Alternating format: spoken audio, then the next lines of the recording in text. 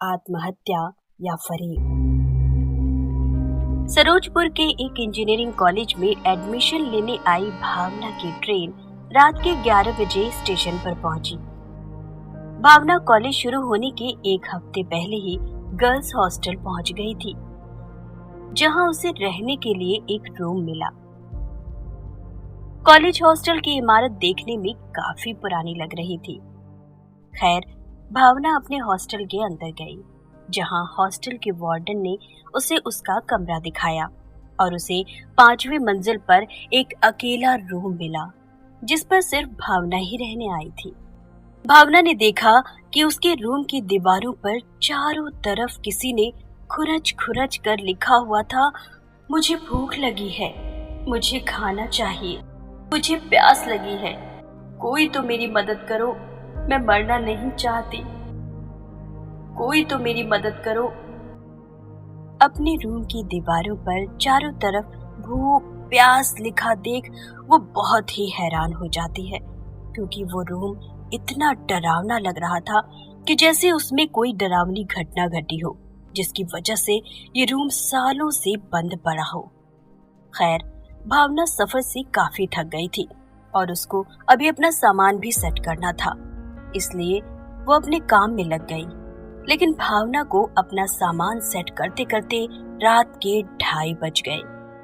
अब वो काफी थक चुकी थी और जैसे ही वो सोने के लिए लेटी, तभी उसके दरवाजे पर जोर से दस्तक हुई। जब भावना ने दरवाजा खोला तो उसकी वार्डन उसके दरवाजे पर खड़ी थी। उसने बोला, सुनो लड़की, अपना दरवाजा ठीक से बंद कर लेना, रात में किसी भी कीमत पर दरवाजा मत खोलना। मेरी बात समझ रही हो ना? किसी भी कीमत पर मत खोलना, समझी? ये कहकर वार्डन वापस चली गई। भावना आधी नींद में थी, इसलिए उसने बिना कुछ कहे दरवाजा बंद किया और जाकर सो गई।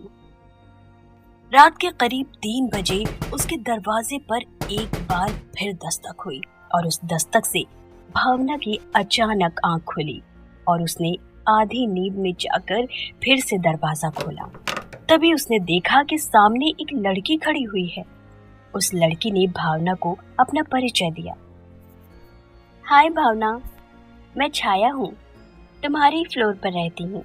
तुम्हें अगर किसी चीज की जरूरत हो ना तो मुझे आवाज दे देना। ये कहकर वो चली जाती है और भावना नींद में होने की वजह से दरवाजा बंद कर फिर से सो जाती है। सुबह जब भावना की आंख खुलती है तब उसे कल रात की घटना याद आती है, लेकिन उसे ज्यादा कुछ याद नहीं था, इसलिए उसने इसे सपना समझकर नजरअंदाज कर दिया।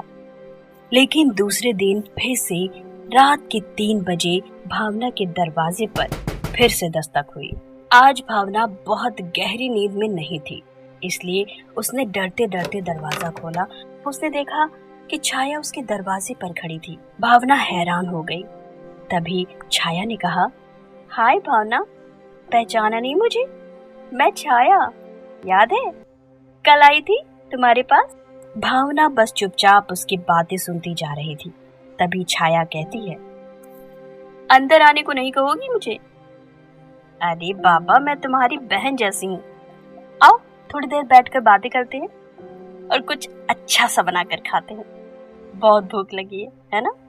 भावना को छाया का बिहेवियर बहुत ही अच्छा लगने लगा था, जिसके बाद से दोनों काफी घुल मिल जाते हैं। ऐसे ही कुछ दिन तक चलता रहता है। अब भावना भी छाया से इतना घुल मिल चुकी थी कि उसे याद ही नहीं था कि उस फ्लोर पर उसके अलावा और कोई नहीं रहता। तभी अचानक एक दिन फिर से रात के 3 बजे भावना की आंख दरवाजे पर हुई जोर की दस्तक से खुलती है। भावना ने जैसे ही अपना दरवाजा खोला तो आज छाया दरवाजे पर नहीं खड़ी थी, बल्कि आज वो उसके रूम के अंदर की खिड़की पर खड़ी बाहर की ओर एकटक देख रही थी। भावना ने जब हैरान होकर अपनी खिड़की की तरफ देखा तो वहां छाया चुपचाप खड़ी थी। उसके खुले बाल हवा से उड़ रहे थे, जिसने उसकी सफेद साड़ी को आधा ढक रखा था। भावना हैरान होकर छाया को आवाज देती है, छाया दीदी, तभी छाया पीछे मुड़कर भावना की तरफ भयानक अंदाज में देखती है। उसका जख्मी शरीर, खून से लथपथ चेहरा और लाल आंखें भावना को घूर घूर कर देखने लगती हैं। ये देखते ही भावना डर के मारे अपने बिस्तर से गिर पड़ी। तभी अचानक छाया भयानक अंदाज में रोने लगी। उसका रोना सुनकर भावना हिम्मत करके उसके पास जाकर पूछती है, छाया दीदी, ये सब क्या है? तभी छाया रोते हुए कहती है, मैं छाया नहीं हूँ, मैं उसकी आत्मा हूँ। मेरी आत्मा को अब तक शांति नहीं मिली है भावना। भावना हैरानी से बोलती है, क्या क्या मतलब है आपका? भावना के पूछने पर छाया उसे पूरी बात बताती है। बहुत साल पहले जब छुट्टियों में पूरा हॉस्टल खाली हो चुका था, तो हम सब भी हॉस्टल से निकलने की तैयारी में थे। तभी वार्डन ने मुझे मेरे रूम से एक रजिस्टर लाने के लिए भेजा, और जब मैं वो लेने अपने रूम में गई तो वार्डन ने मुझे बाहर से इसी रूम में लॉक कर दिया और मेरी खिड़की से गुस्से में बोली, अब सड़ो उस कमरे में। मेरी शिकायत की थी ना प्रिंसिपल से, अब मैं तुम्हें मजा चखाती हूँ।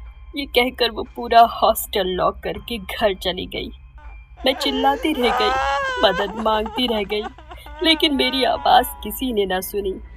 कई महीनों तक कॉलेज बंद होने की वजह से मुझे कोई मदद नहीं मिली, और भूख प्यास से तड़पने की वजह से मैंने अपने ही हाथ पैर का मांस खाना शुरू कर दिया था।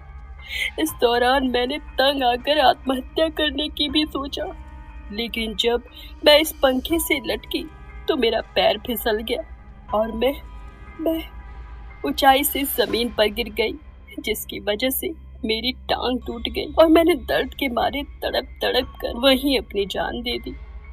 जब छुट्टियों के बाद हॉस्टल खुला तो लोगों ने मेरी सड़ी हुई लाश इसी कमरे में पाई।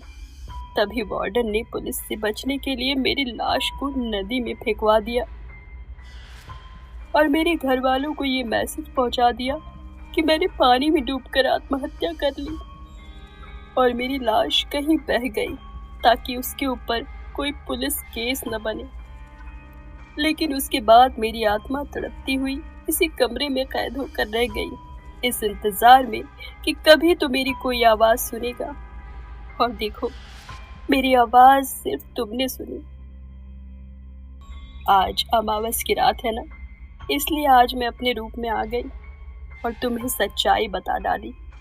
अब तुम मुझे इंसाफ दिलाओगी, क्योंकि सिर्फ तुमने मेरी दिल की आवाज सुनी है भावना। शायद भगवान ने तुम्हें मेरे लिए ही भेजा था।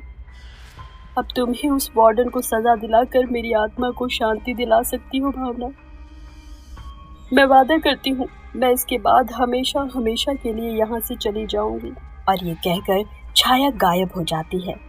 ये सब देखकर भावना सदमे में आ चुकी थी, जिसकी वजह से वो बेहोश हो जाती है। सुबह जब भावना की आंख खुलती है तो उससे रहा नहीं जाता और वो सबसे पहले पुलिस को बुलाती है और फिर सारी लड़कियों समेत वार्डन के सामने अपने साथ हुई पूरी घटना के बारे में बताती है। तभी पुलिस वार्डन को गिरफ्तार कर जेल भेज देती है और भावना छाया के दिए हुए सामान का विधिवत अंतिम संस्कार करा देती है, जिससे छाया की आत्मा को शांति मिल जाती है और इसके बाद छाया हॉस्टल में दोबारा कभी नहीं दिखती।